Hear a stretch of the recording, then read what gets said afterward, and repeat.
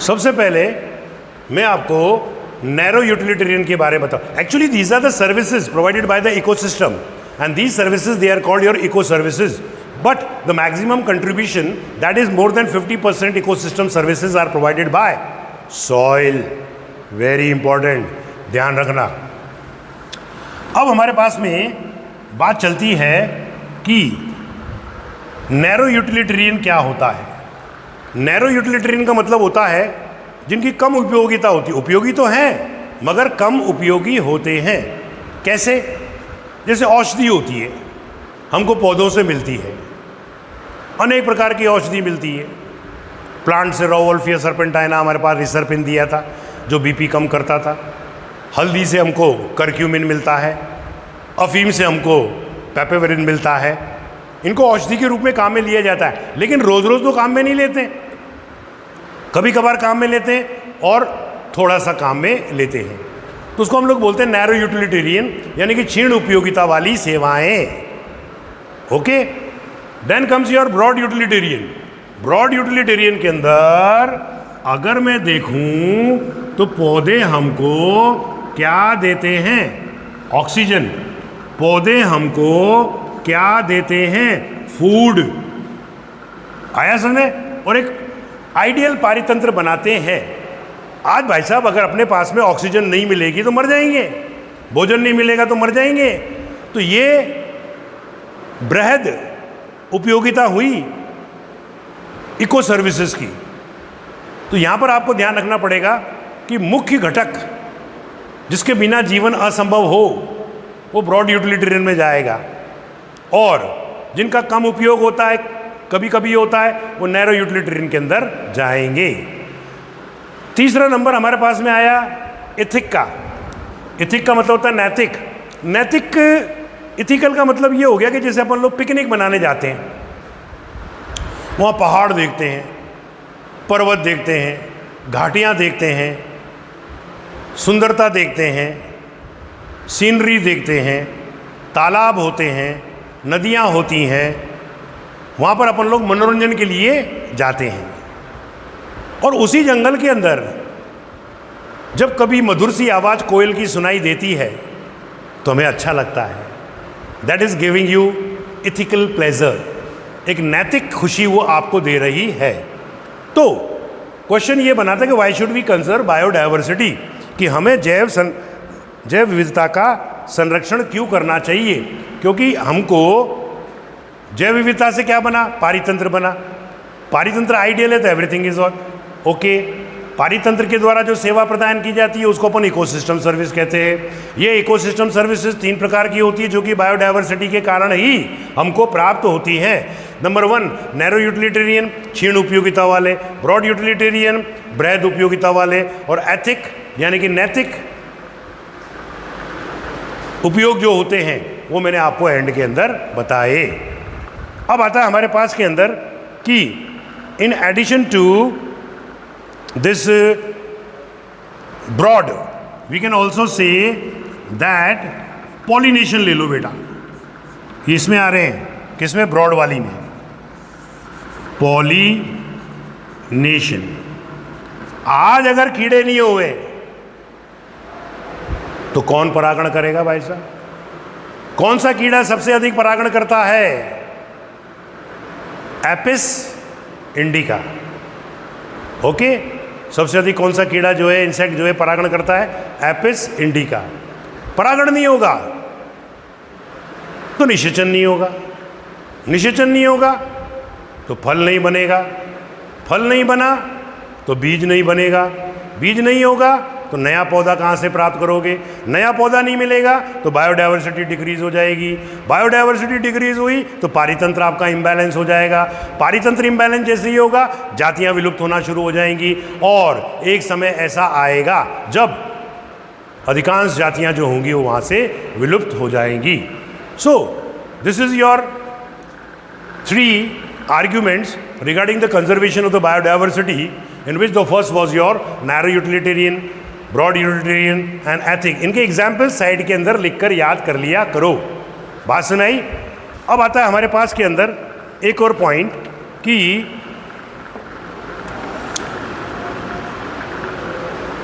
क्या हमें सभी जीवों का संरक्षण करना चाहिए? क्वेश्चन यू बनाया अपन ने एनसीईआरटी में से कि should we conserve every organism? This is your question. Every organism, कि क्या हमें हर लेवल पे,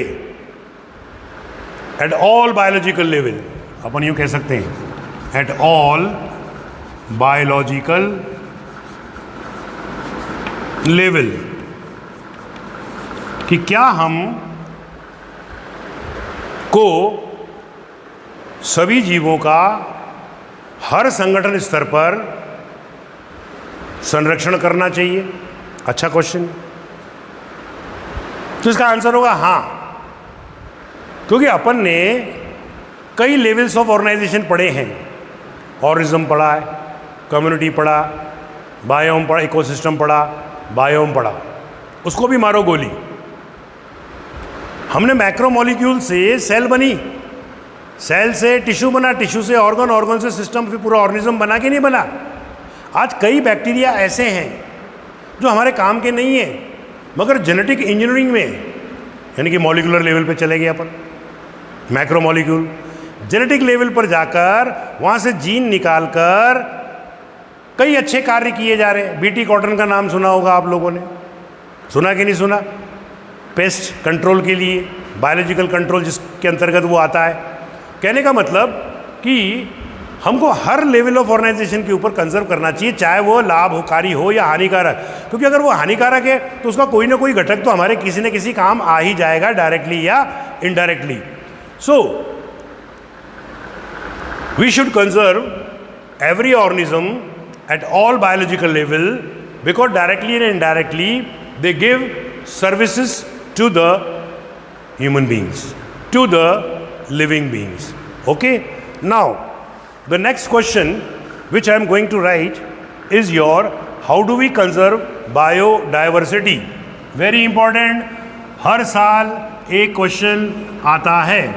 क्वेश्चन है, how do we conserve biodiversity? कि हमें जैव विविधता का संरक्षण कैसे करना चाहिए. तो इसका आंसर होता है कि 2 मेथड्स आर देयर. 2 विधियां हैं. एक कहलाता है इन सीटू, यानी कि स्वस्थानीय, और एक कहलाता है एक्स सीटू, कंजर्वेशन, यानी कि उस स्थानीय संरक्षण. आई बात समझ में?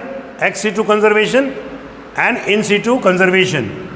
सो this is your in situ conservation, और ये स्वस्थानीय संरक्षण हो गया. अब आप सुनो, इसको ऐसे समझो.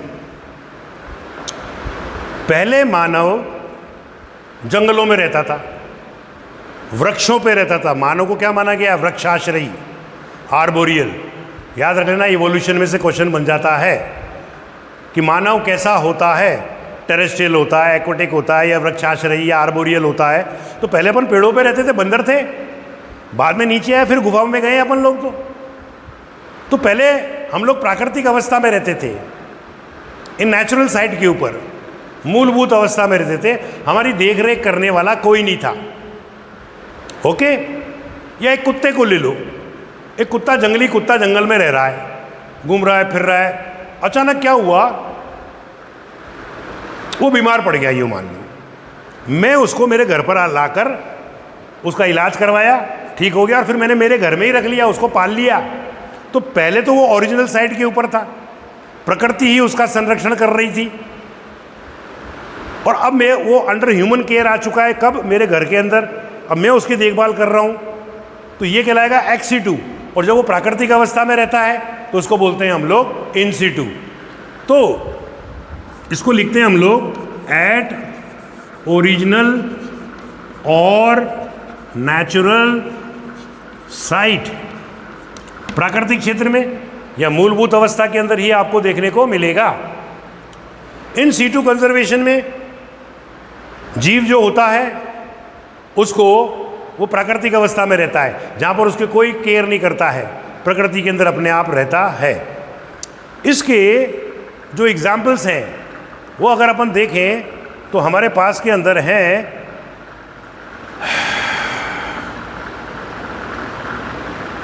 बायोस्फीयर रिजर्व, बायोस्फीयर रिजर्व यानी कि जैवमंडल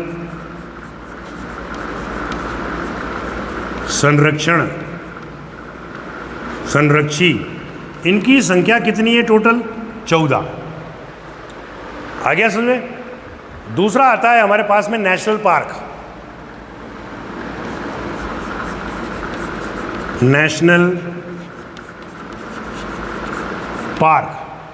नेशनल पार्क की संख्या, राष्ट्रीय उद्यान ये इन सीटू में आते हैं। आपने देखा होगा क्रूगर अफ्रीका के अंदर नेशनल पार्क है, वहाँ लोग जीपों में बैठ कर देखते हैं, लेकिन वहाँ पर अलाउड नहीं होता आदमी को कुछ भी भोजन देना या शिकार करना, क्योंकि मानव का हस्तक्षेप इन सीटू के अंदर अलाउड ही नहीं होता है। Man is not involve. और यहाँ पर क्या होगा? मानव जो है देखभाल करेगा, यहाँ पर मानव जो है देखभाल करेगा, तो वो कहलाएगा एक्स सीटू। नेशनल पार्क हो गया। तीसरा गेम सेंचुरीज। गेम सेंचुरीज को बोलते हैं अभ्यारण्य। और इन सेंचुरीज की जो संख्या होती है वो दे रखी है इन्होंने 448। और चौथा जो है वो है सैक्रेड ग्रूव्स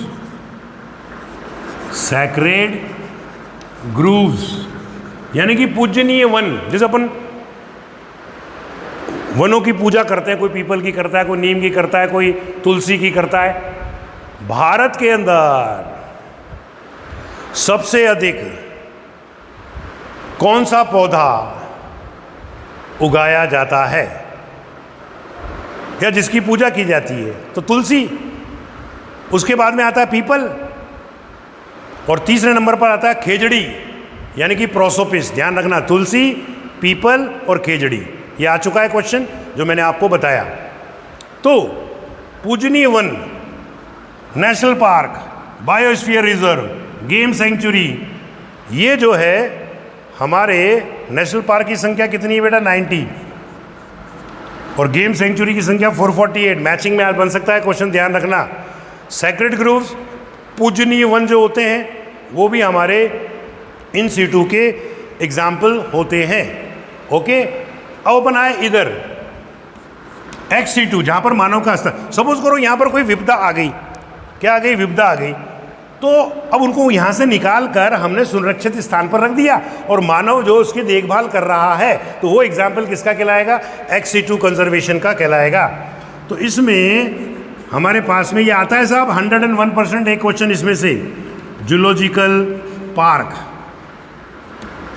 जो होता है, दूसरा बॉटनिकल गार्डन, वनस्पतिक उद्यान, पहला चैप्टर याद करो। म्यूजियम भी आपका एक्स सीटू कंजर्वेशन में जाता है। तीसरा अगर अपन देखें चौथा, तो दैट इज योर हर्बेरियम आ गया। पांचवा अगर अपन लेते हैं तो that is your seed bank, very very important, this is your seed bank. एक और होता है, वो सीड बैंक की है एक प्रकार का, उसको हम लोग बोलते हैं क्रायो प्रिजर्वेशन। क्रायो प्रिजर्वेशन पढ़ा होगा आपने कि -196 डिग्री सेंटीग्रेड पर नाइट्रोजन लिक्विड के अंदर जब किसी को संरक्षित किया जाता है तो उसको अपन लोग क्रायो प्रिजर्वेशन कहते हैं। इसके अंतर्गत we can just also store the embryos. अब बात चलेगी हमारे पास में कि टोटल बायोस्फीयर या टोटल हॉट स्पॉट, मैं अब आपको समझाने जा रहा हूं हॉट स्पॉट। हॉट स्पॉट क्या होता है? हॉट स्पॉट देखिए साहब, ये हमारा इंडिया है, ओके। और इंडिया में हमारे पास में ये वेस्टर्न घाट है,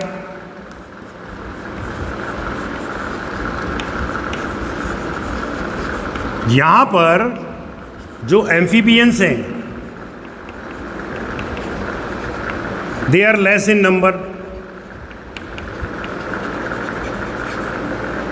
अगर इनकी देखभाल नहीं की गई तो दे विल बिकम एक्सटिंक्ट, तो on the verge of extinction, on the verge of extinction. आ गया? On the verge of extinction जो है यानी कि विलुप्तता के कगार पर रहते हैं। ऐसे क्षेत्रों को जहां पर जाति की संख्या कम होती है और विलुप्तता के कगार पर होते हैं वो हॉट स्पॉट कहलाते हैं। बाद में डायनासोर तो मर गए, लेकिन कई जातियां ऐसी हैं जैसे कि वेस्टर्न घाट पर कई एम्फीबियंस ऐसे हैं जो बहुत कम संख्या में हैं और कभी भी विलुप्त हो सकते हैं। It mean that is your hot spot, उसको हम हॉट स्पॉट कहते हैं। तो total hot spot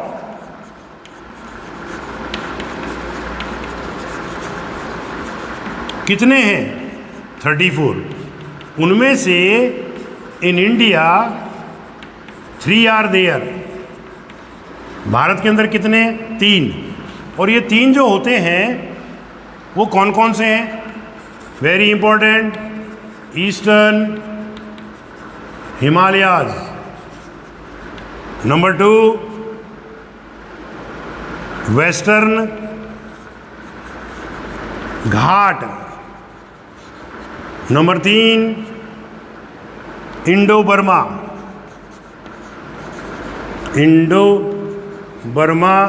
zone. Very important. पहली चीज हॉट स्पॉट की परिभाषा याद करो, यानी कि वह क्षेत्र जहां जाति की संख्या कम होती है और विलुप्तता के कगार पर होती है उसे अपन लोग हॉट स्पॉट कहते हैं। The area where less number of species are present and on the verge of extinction, it is called your hot spot. Hot spot कितने हैं टोटल विश्व के अंदर? 34। पहले 25 थे, अब 9 बढ़ गए। भारत के अंदर कितने हैं? उसमें से 3। कौन कौन से हैं? Eastern Himalayas, western Ghat and Indo Burma. Okay, चलिए साहब, अब हमारे पास में बात चलेगी कि इस बायोडायवर्सिटी का कंजर्वेशन करने के लिए, संरक्षण करने के लिए विश्व के कौन कौन से भागों के अंदर एक कन्वेंशंस या कॉन्फ्रेंस जो है हेल्ड की गई थी। हो गया? तो पहला जो महासभा थी उसका नाम था द अर्थ समिट, जो कि held in Rio de Janeiro. ये रियो डी जनेरियो कहाँ पर होता है बेटा? तो इसका आंसर होता है ब्राज़ील के अंदर। कहाँ पर है ये? ब्राज़ील के अंदर हमको यह देखने को मिलता है। सो दिस इज योर ब्राज़ील। और यह सभा या महासभा या कॉन्फ्रेंस जो थी वो कब की गई थी? तो इन 1992। वेरी वेरी इंपॉर्टेंट आता है। एक और है, एक और कन्वेंशन किया गया था, एक और सभा की गई थी, एक और कॉन्फ्रेंस की गई थी जहाँ पर विश्व के 90 से अधिक देशों ने भाग लिया था। उनका मुख्य उद्देश्य यही था इन समिट का कि कैसे बायोडायवर्सिटी को संरक्षित किया जाए। तो दूसरा था हमारे पास में वर्ल्ड समिट। वर्ल्ड समिट ये कहाँ की गई थी? साउथ अफ्रीका के जोहान्सबर्ग क्षेत्र में की गई थी। और कब की गई थी? इससे 10 साल बाद, यानी कि 2002 में, इन 2002। ये दो क्वेश्चन जो एंड में देते मैंने देखा है मेरे जीवन के अंदर। पहली चीज़ तो इकोलॉजी के अंदर जितने भी ईयर्स हैं, शुरू से लेकर आखिर तक उनकी लिस्ट बनाओ। कौन से साल में क्या काम हुआ, कौन सा लॉ पास हुआ, कौन सा कॉन्फ्रेंस हुई, ये आप कर लो। आपको 101% दो क्वेश्चन मिलेंगे ही। बात समझ आ गया? क्योंकि मैंने देखा है कि ये कई बार पूछ चुके हैं कि regarding the conservation of the biodiversity the earth summit was held where. जैव विविधता के संरक्षण के संदर्भ में अर्थ समिट कहाँ पर ऑर्गेनाइज किया गया था? तो आंसर है Rio de Janeiro. Rio de Janeiro कहाँ है? ब्राजील के अंदर। और 1992 के अंदर इसको जो है हेल्ड किया गया था। Then comes your world summit. World summit कहाँ किया गया था? साउथ अफ्रीका के जोहान्सबर्ग शहर के अंदर, जहाँ पर 120 या 90 से अधिक देशों ने भाग लिया था। काय के लिए? टू कंजर्व द बायोडाइवर्सिटी, जैव विविधता के संरक्षण के लिए। कब किया था? इन 2002। और इसी के साथ में हमारा जो चैप्टर है वह बायोडाइवर्सिटी का ख़त्म होता है। लेकिन ये कंजर्वेशन जो होता है, जो भी संरक्षण ये देश लोग करते हैं, ये केवल एक जगह पे नहीं करते हैं, पूरे विश्व स्तर के ऊपर करते हैं। एक पर्टिकुलर रीजन के ऊपर भी करते हैं और एक पर्टिकुलर क्षेत्र, स्थानीय क्षेत्र के ऊपर भी करते हैं। ये नहीं कि साहब हमने हमारा कर लिया, तुम जानो तुम्हारी रामलीला जाने, ऐसा नहीं होता है। जब ये नियम बनाते हैं तो इनको विश्व स्तर के ऊपर, ग्लोबल क्षेत्र के ऊपर, रीजनल एरिया के ऊपर, लोकल एरिया के ऊपर भी यह कार्य करना पड़ता है। तो इसी के साथ में आज हमारा 3rd चैप्टर इकोलॉजी का समाप्त होता है। The name of that was your biodiversity and its conservation, we can say. The first was your organism and environment, we have done. Ecosystem we have done, and now today we have finished biodiversity. After this we are going to talk about the environmental issues. The last chapter of the 12th class will be your environmental issue. अंतिम chapter जो हमारा है वह है वातावरणीय मुद्दे, जिसके बारे में बात करेंगे हम लोग अगले एपिसोड में। Thank you.